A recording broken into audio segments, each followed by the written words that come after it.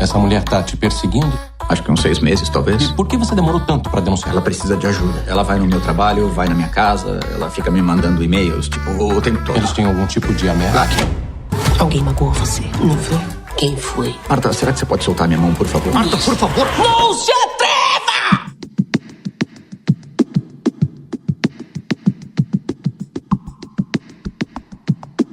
Você acabou de ouvir o trecho de uma das séries que mais tem chamado a atenção das pessoas em 2024, Bebê Rena, da Netflix. A história é baseada em uma perseguição real vivida pelo protagonista, Richard Gere.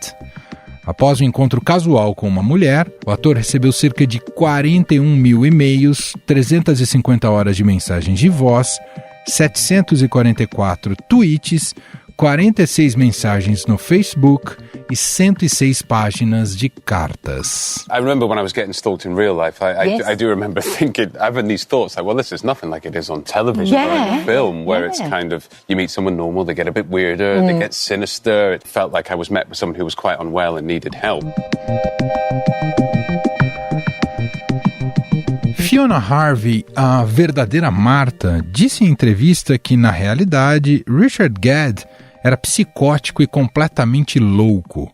Além disso, garantiu que nunca o perseguiu e quem tentou um relacionamento foi ele. I think he's psychotic, and I think that anyone going along, being in that play and doing this to somebody, I find the behaviour outrageous. This is a lot of nonsense.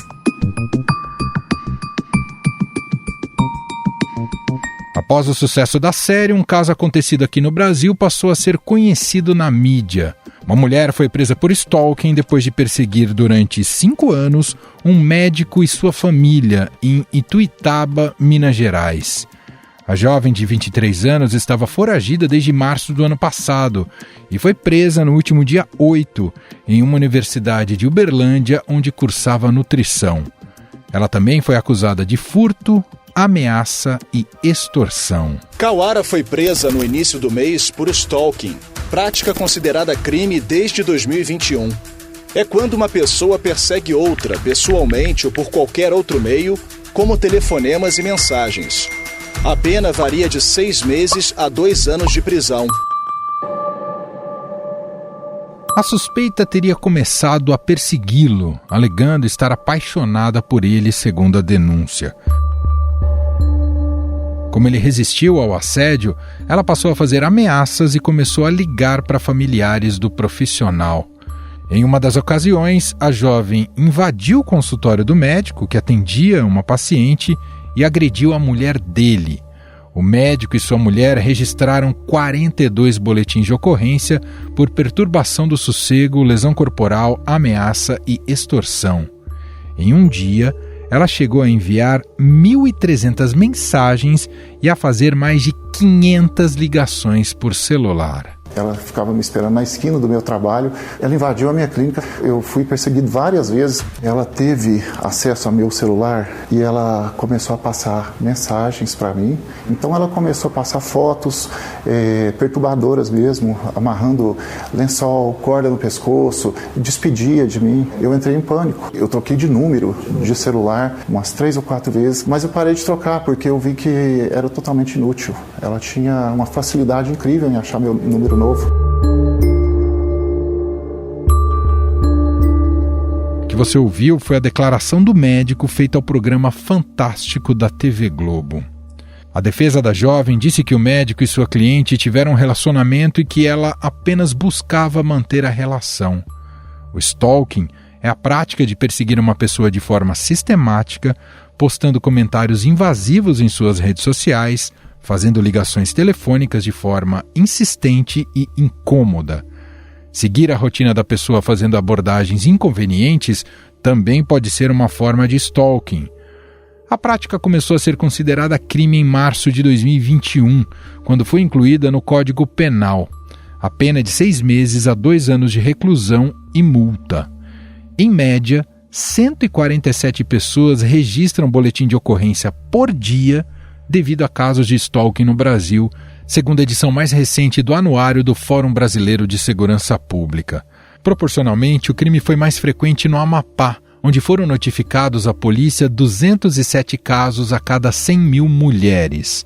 Em números absolutos, o stalking foi mais frequente no estado de São Paulo, com 17 mil registros em 2022.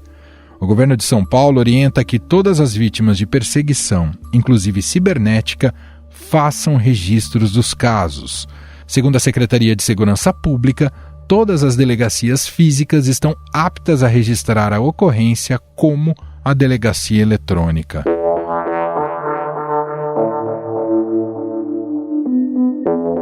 No caso das mulheres, segundo especialistas, as perseguições podem inclusive preceder crimes violentos. Como mostrou o Estadão, 4 mulheres morreram por dia no país no ano passado por motivos relacionados à sua condição de gênero. O Brasil registrou um recorde nos casos de feminicídio no ano passado. 1.463 mulheres foram mortas em todo o país. É assustador que uma mulher no Brasil morreu a cada 6 horas. Afinal, como identificar o stalking e como agir perante a essas perseguições? Quais as razões que explicam a explosão de casos no Brasil?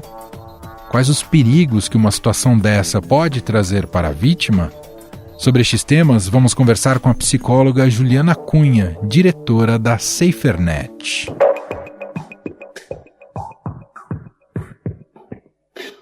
Tudo bem, Juliana? Seja bem-vinda por aqui. Olá, tudo bem? É um prazer falar aqui com vocês. Juliana, a nomenclatura stalking é recente, talvez ainda nem seja totalmente conhecida por todos. Porém, a natureza dessa conduta, que é muitas vezes criminosa, imagino que seja muito mais antiga. Eu queria começar a nossa conversa por estes aspectos. Primeiro, a importância do stalking ter a nomenclatura e ser tipificado como um crime, e como você o definiria também? A expressão é inglesa, portanto ela não é muito familiar às pessoas, mas a gente pode traduzir como perseguição. E é um ato que é anterior à internet. Você já tinha fenômenos de pessoas que perseguiam de forma reiterada outras, muitas vezes, inclusive, associado a alguns transtornos e alguns quadros psicopatológicos, como a erotomania. Mas, claro, sem dúvida, por causa das redes sociais, essa é uma prática que se disseminou, que hoje tem um alcance muito maior, porque as pessoas conseguem, com muito mais facilidade, ter alvos e conseguir, aí, de alguma forma, se aproximar e forçar contato com outras pessoas, porque ela consegue monitorar a vida das pessoas, e as pessoas hoje expõem muito mais sua vida íntima e privada. Então, sem dúvida, essa é uma prática que se tornou muito mais comum e que, por causa da legislação que foi sancionada há alguns anos atrás, em 2021, acabou ganhando, tornando isso muito mais conhecido, né, pelas pessoas. As pessoas antes sofriam com stalkers e sofriam com perseguição, mas não tinham um nome para isso, nem conseguiam entender que isso era um problema que poderia acontecer e afetar outras pessoas, ou seja, um problema não só individual, mas de outras pessoas também. Então, acho que a legislação permitiu isso, permitiu um conhecimento maior, as pessoas hoje têm mais acesso à informação, acho que acabou também tendo uma cobertura da mídia grande, muitas reportagens falando, e também agora com uma série numa plataforma de streaming que fala sobre um caso específico de um stalker. Então isso acabou de fato ganhando uma visibilidade, tendo uma visibilidade muito maior para esse problema. Sim. Bom, e os números são muito surpreendentes sobre a quantidade de boletins de ocorrência registrados no Brasil, né? Nesse recorte do anuário do Fórum Brasileiro de Segurança Pública, se chega a 6 BOs por hora. Isso dá a entender, Juliana, que há uma espécie de epidemia de stalking aqui no Brasil. E quais são as razões? Tem a ver com essa cultura digital? Tem a ver com essa cultura de exposição e de maior vigilância e monitoramento das pessoas. todo mundo, vamos dizer, eu não quero extrapolar, mas vamos dizer que todo mundo é um pouquinho stalker, a gente acaba, assim, acompanhando, às vezes, em demasia a vida de algumas pessoas, mas, sem dúvida, como um problema criminal, aí a gente tem que, de fato, circunscrever. E muitas das vítimas são mulheres, ao contrário do que a gente viu nessa última reportagem e mesmo na série documental sobre um caso real, né? Mas, sem dúvida, mulheres são mais atingidas com esse tipo de problema, porque o stalking, ele está muitas vezes relacionado com outras violências, como, por exemplo, violência doméstica ou violência cometida contra mulheres por ex-companheiros ou parceiros que não aceitaram o fim de um relacionamento, por exemplo. Então, a gente também precisa entender e é melhor que isso pode, sim, atingir determinados grupos, especialmente com esse recorte mais de gênero e cometido por homens que, por alguma razão, aí acabam usando a perseguição como uma forma de intimidar mesmo, uma forma de intimidar, ameaçar ou mesmo chantagear essa pessoa para que ela faça o que ele quer, enfim, ou reate o relacionamento, ou mesmo para ter uma relação de poder aí, né? Porque o stalker, de alguma forma, ele tem essa satisfação, né, de saber que a prática dele está intimidando ou causando medo na vítima, né? E quais são esses principais danos para as vítimas de stalking? O stalking, ele é um problema que pode, de fato, gerar um dano mais psicológico, de natureza psicológica. Isso não quer dizer que ele também não possa causar algum dano na integridade física da pessoa, né? Pode acontecer, inclusive, a gente já teve casos de ex-maridos, ex-companheiros que usavam aplicativos de mensagem, mesmo usavam aplicativos de monitoramento, aplicativos espiões, para monitorar as vítimas e cometerem feminicídio, né? Tentativa de homicídio também.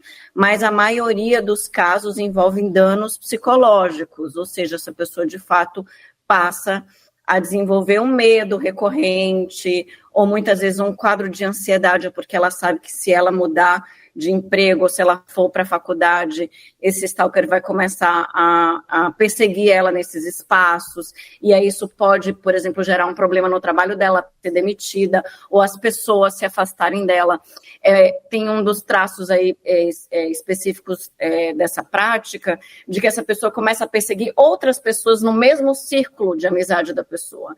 Então, um amigo, ou mesmo um namorado, ou mesmo um chefe, e aí passa também a tentar contato com essas pessoas em volta. Então, essa pessoa se sente muitas vezes intimidada mesmo e muitas vezes numa situação em que ela evita, às vezes até ir para a faculdade ou sai de um trabalho por conta desse tipo de problema. Então, tem danos também a longo prazo que podem, sim, trazer prejuízo para a vida profissional e para a profissão mesmo e para a formação. Essa pessoa pode abandonar a universidade, a faculdade, então isso tudo também pode gerar danos a longo prazo e significativos na vida dessa pessoa. E onde essas pessoas podem buscar proteção? A gente observa esse número crescente, né, de registro de boletins de ocorrência. Você vê o Estado treinado e capaz de dar algum anteparo e proteção a essas pessoas, ou ainda estamos muito distantes disso? As pessoas que estão numa situação mais de desespero, como sair dessa situação? O que a senhora nos indicaria? Sem dúvida, a gente tem um grande desafio hoje, que é ter uma força policial treinada e preparada para esse tipo de violência. Claro que as autoridades, de um modo geral, encaram esse tipo de prática como sendo de não gerar necessariamente danos físicos à pessoa, então isso de alguma forma, subdimensionada, né, pelas autoridades. Então, sem dúvida, eu acho que tem um melhor treinamento para reconhecer e entender que isso pode também causar algum dano à integridade física ou ameaçar a integridade física de alguém. E aí, claro, sem dúvida, ainda assim, as vítimas devem procurar as autoridades para fazer a denúncia. A denúncia é a única medida que essa pessoa tem para, de alguma forma, fazer frente a essa tentativa reiterada, né, de contato que um stalker faz. Então, é super importante fazer a denúncia, isso pode, de alguma forma, coibir essa pessoa. Isso depende muito do caso também, e se tem algum tipo de psicopatologia associada, mas, sem dúvida, a denúncia é o que pode barrar aí e, de alguma forma, evitar que essa pessoa persista, né, na perseguição. E, Juliana, o que a psicologia nos oferece para entender a mente de quem persegue ou stalkeia? E até você falou há pouco sobre isso, ninguém está imune a flertar com essa conduta, com essa condição? Eu diria, claro, se a gente abre um manual de psicopatologia, a gente vai ver ali uma série de características que a gente pode se identificar, né? Claro que a gente tem, em uma medida muito menor, alguns desses traços. O que acontece com uma pessoa que sofre de uma psicopatologia, como, por exemplo, a erotomania, que é exatamente esse delírio que você tem de que essa pessoa gosta de você ou está apaixonada por você, mesmo que essa pessoa não te dê nenhum sinais de interesse, é um quadro delirante. Então, é muito mais exagerado, é um componente muito maior na vida mental dessa pessoa. Então, eventualmente, a gente pode, sim, monitorar alguém ou ter interesse e perseguir um pouco essa pessoa na internet, mas isso extrapola, ganha a vida real e ganha uma dimensão que de alguma forma, absorve toda a vida dessa pessoa. Essa pessoa passa, né, a mandar milhões de mensagens, 1000 tentativas de contato, e ainda com sinais claros de que essa pessoa não está interessada e não quer contato com você, e ainda assim você persiste. Aí é preciso também entender se essa pessoa sofre de algum tipo de transtorno e, claro, oferecer ajuda também a essas pessoas. Então, não digo que todos esses casos de stalkers sejam de pessoas que possuam um transtorno, mas um percentual certamente sim, e essas pessoas também precisam de tratamento e acompanhamento psiquiátrico. A conexão com ciúmes também é muito próxima, doutora. Sim, sem dúvida. Se a gente olhar a conduta, especialmente desses agressores que são autores de violência contra mulheres, essa cultura que de alguma forma incentiva os homens a serem, de alguma forma, serem predadores sexuais, digamos assim, né? São pessoas que, de alguma forma, são estimuladas e encorajadas a ir atrás de seus alvos, a insistirem ou a, de alguma forma, perseguirem até, né, ou terem essa postura de caça mesmo, que a gente vê em alguns homens. Então, de fato, essa cultura masculina dos ciúmes, da posse, da insistência, ou mesmo da perseguição, também pode compor um problema como esse, né, de virar uma perseguição reiterada e isso levar mesmo, né, a intimidação da vítima. Perfeito. Só para a gente fechar, quão é importante que obras como essa da Netflix, o Bebê Rena, que está fazendo muito sucesso, traz esse debate, né, para, digamos que universaliza mais esse debate, ainda que o registro ali, o recorte ali não seja necessariamente o mais comum no Brasil, que normalmente a perseguição, como você destacou, é de homens para mulheres, mas ainda assim é importante que essas obras pautem a sociedade? Eu acho que esse é um caso tão... que traz características tão típicas, porque de fato ela tinha, ou se pressupõe que ela tinha um transtorno, que ele é didático nesse sentido, né? Ele mostra com cores muito mais fortes o que pode acontecer, de um modo geral, na nossa vida ou em alguém que nós conhecemos. Então, eu acho que esse caso específico, né, virou, inclusive, uma série, uma obra, exatamente por mostrar de forma muito gritante, exagerada, com cores muito fortes, o que acontece. Mas, sem dúvida, eu acho que também é um alerta para as pessoas não normalizarem ou não aceitarem nem naturalizarem práticas como essa. É para a gente abrir mais os olhos e entender o que é aceitável do que não é, e do que pode ser abusivo e mais do que pode causar danos às pessoas, para a gente olhar e ficar mais atento a esses sinais iniciais, porque muitas vezes alguém que é vítima e diz, não, é só alguém que não aceitou, que não quer, não foi correspondido, mas vai passar, vai mudar, e isso pode ganhar uma proporção de bola de neve e ficar muito maior. Então é para a gente estar mais atento aos primeiros sinais de que aquilo é sim um problema. Muito bem, nós ouvimos aqui a psicóloga Juliana Cunha, diretora da SaferNet, gentilmente aqui atendendo aqui ao nosso podcast. Obrigado, viu, Juliana? Super obrigada também.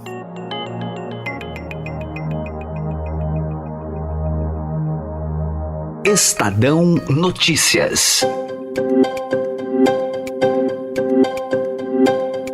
Este foi o Estadão Notícias de hoje, quinta-feira, 23 de maio de 2024.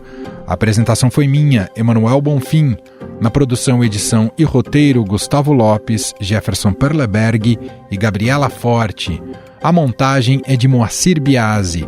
E o nosso e-mail, podcast@estadão.com. Um abraço para você. E até mais.